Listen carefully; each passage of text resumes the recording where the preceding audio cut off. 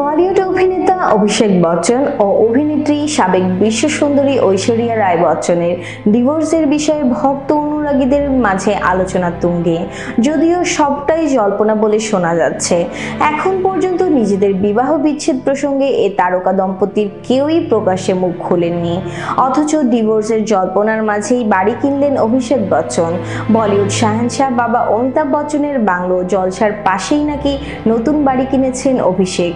এ খবর ছড়িয়ে পড়তেই সবার মনে একটিই প্রশ্ন, সংসারে অশান্তির মধ্যে নতুন বাড়ি কি করে কিনতে পারেন অভিষেক? তবে সেই প্রশ্নের কোনো উত্তরও দেননি এ অভিনেতা।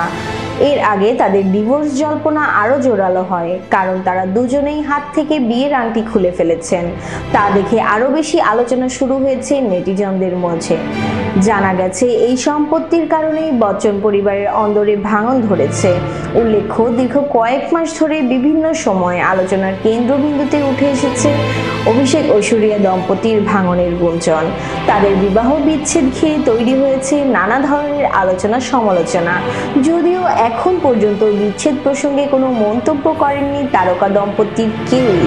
শোনা যাচ্ছে, সম্পত্তি ভাগাভাগি নিয়ে প্রাথমিকভাবে মতপার্থক্য দেখা দেয় বচ্চন পরিবারে, যা নাকি মোড় নিয়েছে বিচ্ছেদের দিকে।